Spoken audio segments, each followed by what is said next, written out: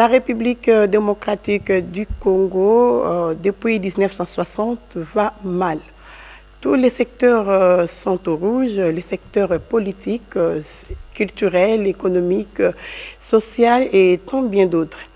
Plusieurs solutions ont été proposées pour juguler la crise multisectorielle qui ronge la RDC depuis 1960, mais aucune solution n'a été à la hauteur de créer le bonheur des Congolais.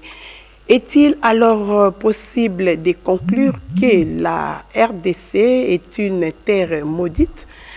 Eh bien, Monsieur Valentin Katako Okito semble avoir une recette d'espoir pour la République démocratique du Congo. Monsieur Valentin Katako, bonsoir. Bonsoir, madame. Eh bien, fidèles téléspectateurs, bienvenue dans cette émission qui va débattre autour du thème le pacte républicain ou la solution des sorties de la crise pour la RDC. Monsieur Valentin, d'entrée de jeu, c'est quoi le pacte républicain et en quoi est-il la solution de sortie au problème de la RDC? Merci, madame. Déjà, j'ai aimé votre introduction quand vous dites que plusieurs solutions ont été proposées au Congo et malheureusement, aucune solution n'a su apporter le bonheur auquel le peuple espère. Le peuple congolais espère en ses dirigeants. Malheureusement, les dirigeants n'ont pas de repères, d'esprit ou de science pour appliquer les idées sur le plan politique, économique et consort. Les maîtres des idées, ce sont des intellectuels, ce sont des savants dans une société. Et le Congo, comme toute autre société, a des savants, a des intellectuels. Malheureusement, les politiques ne s'en réfèrent pas. Et pourtant, un des savants, un des visionnaires, philosophes africains, Kwame Nkrumah, le Ghanéen, avait dit, en écrivant sur le Congo, si j'écris sur le Congo, c'est parce que c'est au Congo que devra se dessiner le sort de toute l'Afrique. Et si les Congolais prennent conscience de ces faits, ils sauront d'où proviendront tous les problèmes auxquels leur pays va devoir faire face. Et si tous les Africains prenaient conscience, ils sauront faire preuve de solidarité avec le peuple congolais. À défaut, c'est l'avenir de toute l'Afrique qui sera embrasé. Et donc, ça veut dire que le peuple congolais, à un moment donné, doit s'arrêter pour réfléchir, pour se poser des questions intrinsèques. Qui sommes-nous? Où sommes-nous? Et où allons-nous? Depuis que nous sommes le peuple congolais, depuis que nous sommes congolais, en termes de référence historique, personne ne peut dire à partir de quel moment il est devenu peuple congolais. Madame, si vous permettez, je dois noter que la volonté de créer le Congo n'est pas le fait des Congolais. Nous avons été surpris que des étrangers sont venus et ils ont fait un boutiquage spécial et ils ont nommé ça Congo. Mais dans cet ordre de création du Congo, les Congolais n'y ont pas été. En commençant par la fausse histoire qu'ils nous ont présentée, qui nous a été enseignée jusqu'à nos jours, l'histoire du Congo n'a jamais été bien présentée. Les véritables créateurs du Congo ne se sont jamais dévoilés au grand jour, en donnant une responsabilité à une personne qu'on appelle le roi de Belge, et officiellement, nous savons que c'est le roi de Belge qui a créé le Congo, et pourtant, c'est faux. Et vous allez les démontrer? Nous allons les démontrer, madame. Quand on nous présente une société, on dit qu'une société privée va envoyer un certain Stanley en Afrique pour venir chercher Livingstone. Et ce mec, il va arriver que de chercher Livingstone, lui, il commence à sillonner tous les territoires de la République démocratique du Congo. Et qu'est-ce qu'il y fait? Il signe des accords avec nos chefs de terre, qu'on appelle abusivement les chefs coutumiers. Il signe des accords précis et des accords au travers lesquels il achetait les terres congolaises. Je dis bien, madame, un Américain d'origine britannique, de surcroît, un marine, ça veut dire un officier militaire On ne l'a jamais bien présenté. Stanley, c'est un officier militaire. Il arrive au Congo avec une cargaison importante des militaires. Plus de 300 hommes l'ont accompagné. Comprenons bien ce que ça veut dire. Ils arrivent, ils sillonnent toute l'étendue de notre territoire. Ils achètent les terres auprès de nos chefs coutumiers, de nos chefs de terre. Oui. Des gré ou des forces. Et ce sont des textes qui sont écrits contre des gens qui ne savent pas lire ces textes-là. Ils donnent ce qu'ils donnent. En retour, les chefs de terre, tous nos chefs de terre ont signé des accords avec ces messieurs. En définitive, nos arrière-grands-parents, nos chefs de terre, ont vendu le Congo aux étrangers. Aux étrangers. Mais qui étaient alors ces étrangers? Plus tard, on va nous parler d'une organisation philanthropique. Oui. D'une organisation philanthropique qui engage Stanley en fin de compte. En réalité, c'est un boutiquage américain, pour ne pas se dévoiler. Voilà d'où vient le Congo. Vers 1821, la même ambition américaine de créer un État des Noirs émancipés des États-Unis, mais en Afrique, avait eu lieu au Libéria. Nous savons que les États-Unis voulaient créer un État affranchi pour les Noirs américains. Ils ont tenté les coups, ils ont échoué. Le même procédé a accompagné Staline pour créer un nouvel État des Américains affranchis. Oui. Mais une fois arrivés sur le terrain, ils ont été butés à un problème de philosophie américaine qui ne peut pas subjuguer un autre peuple en termes de colonisation. Ils se sont alliés avec un roi qu'on appelle le roi des Belges. Qu'est-ce qu'ils vont faire? Ils vont associer aux côtés du roi des Belges un diplomate américain en 1879 qu'on appelle Stanfield. Oui. Stanfield et Léopold II vont devoir créer le Congo en association avec plusieurs États, avec plusieurs puissances, pour dire les puissances ont créé un État qu'on appelle le Congo. Et cet État créé par les puissances est une puissance. Oui. Quoi de plus logique? L'enfant des rois, mon roi, comme on dit chez nous, mon roi, hasard roi. Oui. Le Congo est créé sans les Congolais. En 1960, on nous dit que le Congo est devenu indépendant. Nous avons fait la démonstration que c'est une indépendance erronée, fausse, parce que personne au Congo ne peut brandir ce qu'on peut appeler l'acte de l'indépendance. Ça n'existe pas.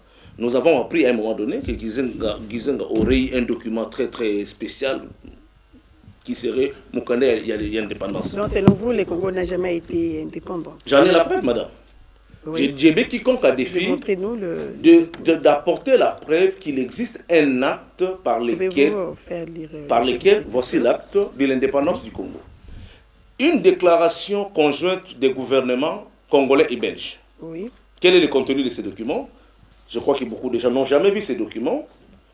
Le Congo accède ces jours, en plein accord et amitié avec la Belgique, à l'indépendance et à la souveraineté internationale. Signé Léopoldville, le 30 juin 1960. Le Premier ministre de Belgique, il signe. Le Premier ministre du Congo signe, en conjointement avec le ministre des Affaires étrangères. Malheureusement, dans cette déclaration, ce n'est pas un acte, c'est une déclaration libre. Le nom des signataires n'y est pas, ou n'y sont pas. Rien que le Premier ministre belge. Non, il y a des signatures, des gens prénommés Premier ministre, mais il n'y a pas de nom des signataires. Ça veut dire, sur le plan de droit, nous avons un souci. Oui. La Belgique n'a jamais donné l'indépendance au Congo parce que la Belgique n'avait même pas l'autorité juridique de donner l'indépendance au Congo. Oui. La Belgique s'était associée aux Congolais pour créer un État qu'on a appelé à un moment donné de l'histoire le Congo belge. Dans l'histoire de l'humanité, aucune nation n'a colonisé une autre et pour porter le même nom avec l'État colonisé. Monsieur Valentin plutôt, les pactes républicains est-il, dont il est question, est simplement une utopie? Je voulais arriver parce que sans l'utopie, sans les rêves, on ne peut créer des sociétés. Toutes les grandes sociétés sont nées des idées, qu'on pouvait appeler à un moment donné des utopies, mais en réalité, c'est à travers des idées qu'on arrive à créer des États. Quand je fais la démonstration déjà que nous n'avons jamais eu cette indépendance-là, nous n'avons jamais eu la volonté de créer notre propre nation, nous n'avons jamais créé notre propre nation, nous proposons une des solutions. Mais pour qu'une solution puisse être assise, elle doit se fonder sur la réalité historique. Et nous démontrons que l'association Congo et Belgique a échoué en 1960. Et à partir de 1960, nous n'avons pas pris le règne du Congo. Pourquoi? Parce que l'autorité du blanc a subjugué le pouvoir traditionnel. Quand ils arrivent, ils rachètent les terres, ils réduisent en ayant les chefs des terres. Et à partir de 1960, nous avons créé une sorte de légitimité en dehors, de l'égalité en dehors de la légitimité. La légitimité de la terre appartient aux chefs des terres. Ce sont eux qui confèrent cette légitimité-là. Mais le pouvoir actuel, le pouvoir moderne du Congo, s'assoit sur les textes et non sur le fondement sociologique. C'est pourquoi il est aujourd'hui important de créer un cadre que j'appelle le pacte républicain, un cadre qui va unir tous les chefs des terres, de toutes les tribus, de toutes les ethnies du Congo, pour créer une volonté de vivre à travers un texte, à travers un acte qui va constater la volonté de tous ces chefs de terre de vivre ensemble. C'est-à-dire, tous les chefs coutumiers, tous les chefs de terre du Congo doivent s'unir à travers le pacte que je propose pour s'accorder sur leur volonté de vivre ensemble. Nous n'avons jamais fait cet exercice. C'est comme ça qu'il y a eu suprématie de l'autorité légale sur l'autorité traditionnelle, ce qui fait que ce décalage ne nous permet pas d'avancer. Ce n'est pas une utopie, madame, c'est une réalité, et il suffit que nous ayons conscience, nous prenons conscience de notre situation, parce que l'avenir du Congo est lié à l'avenir de l'Afrique et à l'avenir du monde. Pour sauver le monde de demain, pour sauver l'Afrique du demain, nous devons commencer à réfléchir sur ce qu'il faut faire du Congo et donner d'abord la place à ces autorités, à ces rois que nous sommes en train de négliger. Mais puisque vous dites que la Belgique n'a jamais donné l'indépendance à la RDC, exactement. Alors quel est alors le sens accordé aux indépendances africaines en général? Le Congo est une réalité toujours mystique, comme je l'ai dit. Le Congo n'est pas le Congo-Brazzaville, n'est pas l'Angola, n'est pas le Rwanda, n'est pas... Le Congo, il est le Congo. Les autres pays ont été colonisés par des pays précis. Mais nous ne connaissons pas un pays qui s'appelle Congo belge. Ça n'existe pas dans l'histoire de l'humanité. C'était une association de blancs qui s'appelait les Congos. Je vous dis, l'acte de Berlin, qui est notre constitution première, a dit que dans l'espace Congo habitent 3 types de personnes. Les nationaux, les autochtones ou les indigènes et les étrangers. Qui étaient les nationaux? Il y avait une nation. Pour eux, il y avait une nation. Qui étaient ces gens-là? Et je vous apprends, madame, que depuis 1885, le Congo avait déjà des ambassades ici de représentation diplomatique. C'est-à-dire les États-Unis avaient déjà envoyé ces diplomates ici. La France en avait fait pareil. Toutes les puissances du monde. Et même le Congo lui-même avait envoyé des missions diplomatiques à l'étranger. En Italie, en Hollande, aux États-Unis, en Chine, en Russie. À cette époque-là, le Congo avait déjà envoyé des missions diplomatiques pour dire que le Congo existait. Mais qui étaient ces Congolais-là? Ce n'étaient que des Blancs, naturellement. Parce que les autochtones, deuxième catégorie, c'était nos grands-parents. Alors, ce sont ces Congolais-là qui se sont associés avec la Belgique qui succédait au roi pour créer l'État qu'ils ont appelé le Congo belge. Alors, le Congo belge la Belgique était-elle à mesure de donner l'indépendance au Congo? Non, pas du tout. Parce que le Congo était déjà là, s'est associé avec la Belgique. Le 30 juin, la Belgique s'est désolidarisée du Congo. Mais quelle est maintenant la place de l'autochtone dans la nouvelle architecture du Congo à partir de 1960? C'est là que l'intelligence nous a manqué pour réfléchir. Et qui a été l'acte qui a été fait le 30 juin 1960? C'est l'acte que je viens de vous brandir ici, madame, qui n'a même pas de nom. Donc on peut se dire que c'est un acte qui n'a aucune valeur juridique parce que les signateurs, il n'y a même pas le nom des signateurs. Donc c'était une comédie qui s'est passée ce jour-là. Ça nous a poussé à danser l'indépendance tcha-tcha, ça nous a poussé à nous réjouir, ça nous a poussé à chasser et les Belges et les autres étrangers qui étaient ici en croyant que nous sommes réellement indépendants alors que c'était manque de maturité.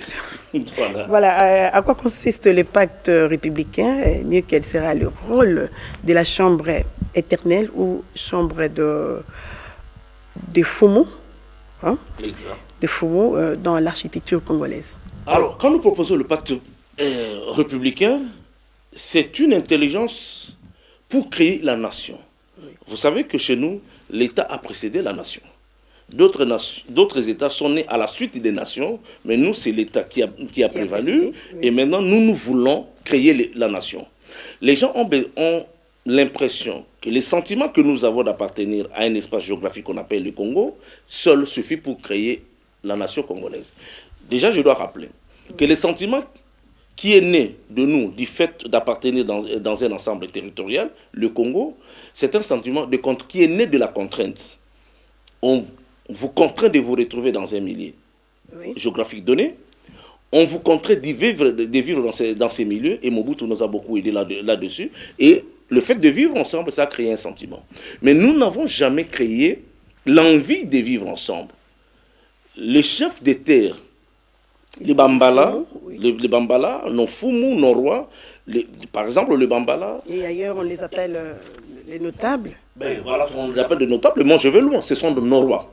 Oui. Nos rois ne se sont jamais unis pour décider de leur envie de vivre ensemble. Nous voulons dans un premier temps que ces rois s'unissent, qu'ils vivent ensemble, qu'ils décident de vivre ensemble, qu'ils décident que nos terres doivent devenir une seule terre que nous appelons le Congo. C'est à partir de ce moment-là que je parle de la notion de l'âme du Congo. L'âme du Congo va naître de la volonté de tous ces chefs de terre quand ils vont s'unir. Alors, comment ça va se passer par rapport à l'architecture? On ne s'arrête pas au niveau des textes ou au niveau de la forme, parce qu'ils se sont unis. Il faut donner un corps maintenant, il faut donner maintenant un corps à ce que j'appellerais, il faut institutionnaliser maintenant ce pacte républicain. D'autres pays ont créé l'intelligence de leur vouloir vivre ensemble. Vous allez en Belgique, enfin par exemple en Grande-Bretagne, on vous parle de la chambre de l'eau. Chez nous, nous proposerons dans l'architecture constitutionnelle de demain que d'avoir les deux chambres modèles que les Occidentaux nous ont proposées. Nous pourrons avoir 3 chambres.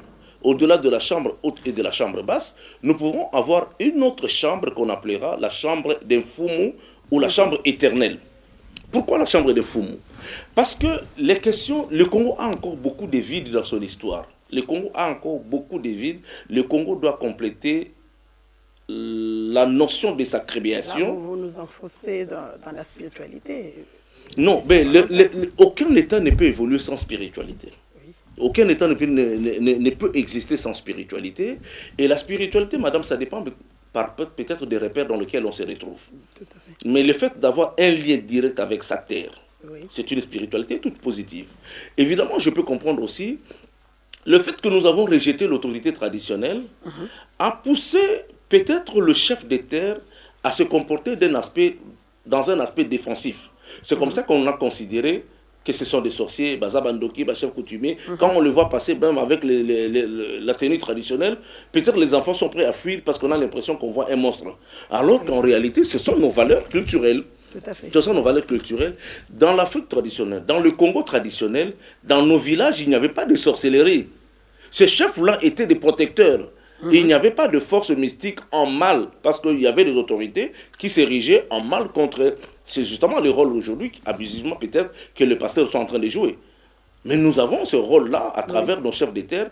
Quand nous allons leur donner leur place, et surtout nous allons les instituer à travers ce que nous appelons la chambre éternelle ou la chambre d'un Fumu, ils vont devoir régenter des questions importantes, des questions de souveraineté, des questions de légitimité, des questions liées à la nationalité congolaise. Que faut-il faire pour réaliser ces pactes?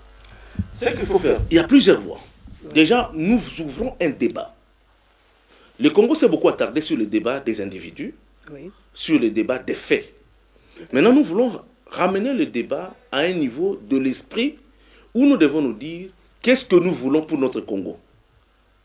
J'appelle ça tout simplement de l'élévation du débat. Nous apportons un débat sur la place publique et nous allons nous contraindre tous, je dis bien madame, tout le monde va devoir suivre ces débats parce que c'est de ces débats que dépend l'avenir de notre pays. Alors pour la réalisation, il y a plusieurs options. Dans les jours qui viennent, nous allons créer un forum. Nous allons créer un forum avec tous les acteurs politiques. Oui. Nous, la dynamique républicaine que nous sommes, nous allons mettre en place un forum de tous les leaders politiques majeurs avec lesquels nous allons discuter des problèmes du Congo. Les Congos ne se retrouvent dans des forums que pour discuter des problèmes du pouvoir, des partages du pouvoir. C'est trop bénin. Parce que quand vous allez chercher des problèmes des partages du pouvoir, c'est parce que vous avez faim et vous voulez manger. Oui. Sans vous poser la question, qui prépare ce que vous voulez manger? Mais nous allons engager un débat dans lequel les acteurs politiques majeurs, que ce soit de la MOUCA, certains indépendants, de la majorité présidentielle, FCC, je ne sais pas comment on appelle ça, nous allons réunir tous ces leaders majeurs autour d'une réflexion congolaise. Il faut pousser l'homme politique congolais maintenant à sortir de sa léthargie, à sortir de son obscurantisme pour discuter sur des véritables questions du Congo. Donc, madame, pour la réalisation, nous allons pousser tous ces leaders-là vers un débat de fond sur la constitution de notre Congo, pour le développement de notre Congo, et tous vont être présents, ça je vous le garantis. Je vous donne ma parole d'honneur, en commençant par le président de la République.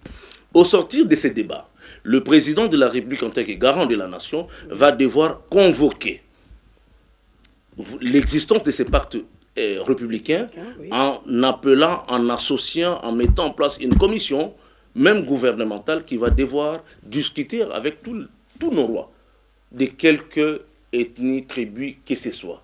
Ce n'est qu'à l'issue de ça que nous aurons réellement, nous appellerons à l'existence de ces pactes, et qui ne finira même pas par là, excusez-moi madame, ne finira pas par là. Ça va même nous amener à la révision de notre constitution. Parce que ces pactes doivent être institutionnalisés et entrer dans le corps de notre constitution. Mais monsieur Katako, je vous suis parfaitement bien.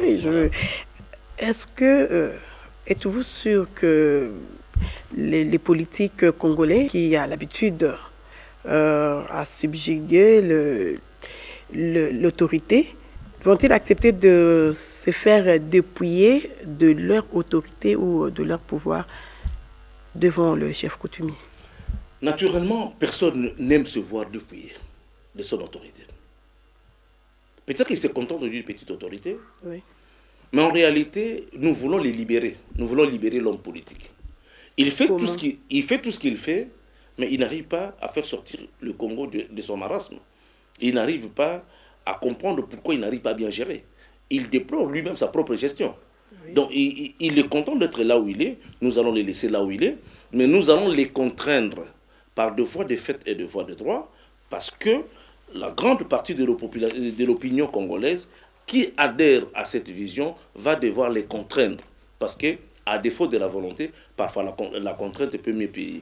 Et je vous garantis que par l'intelligence des uns et des autres, ils vont adhérer à cette vision sans problème. Et la réalisation de cette vision viendra de qui? De la présidente, du président de la République, du gouvernement? De tous les Congolais. De quelle manière? Nous voulons que le Congolais puisse s'approprier cette vision. Ce n'est pas une vision personnelle.